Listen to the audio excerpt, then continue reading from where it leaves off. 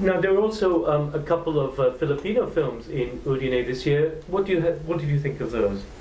Yeah, they're quite different, of course, not on the same level at all, but I quite like both of them for different reasons, of course. Kimi Dora by Joyce Bernal, scripted by Chris Martinez, is a kind of compromise between mainstream and indie.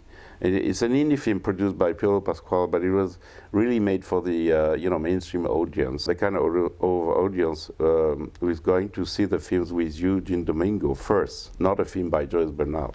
It's a very good comedy. It's been done before, about twin sisters or two characters alike, looking alike, and but I think things work except for the end.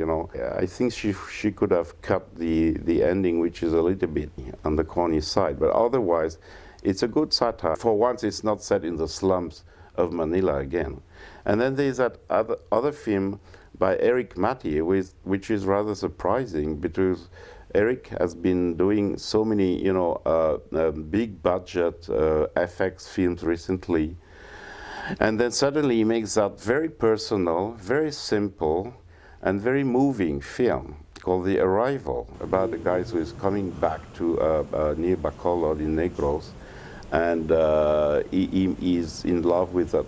He has a dream about that woman. I mean, it's very simple. It's welcomed by some guy he meets others. It's very Filipino, and very. It's made with feeling. It's very, very simple. And I think it's a very nice movie. This is made more for the Filipino audience, for the local audience than the festivals.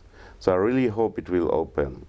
And it has a kind of very human and nice local flavor, like a local dish, something like that, with humor, of course.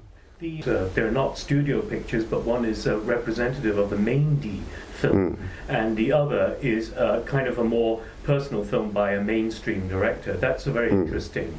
Yeah, I mean, it's a balance. It's a nice balance between the two extremes of the Filipino cinema today. The Udine selection actually shows us a different side of Filipino cinema than, say, the Cannes Film Festival. I mean, it just underlined the different approach of Udine. As we well know, this is the one and only film festival about Asian cinema, which focuses on, box office films, on popular films. So it's not strange at all. I think it's quite logical that they have films like Kimi Dora and Eric Matty's film, although it's not a big mainstream film.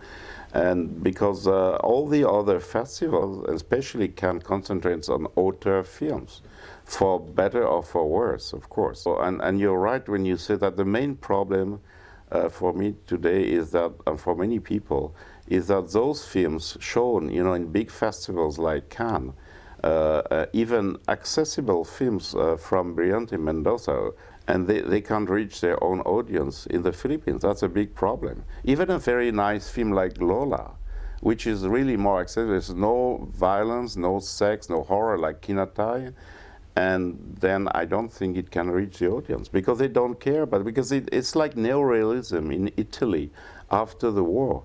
I mean, those films were praised, all over the world, but they didn't do well at the box office in Italy because the local people don't want to see that. They see that every day on the street. Why should they pay, to see? And it's the same. Why should the Filipino audience pay to see a film which shows them what they have every day on the street, the slums and the beggars and everything?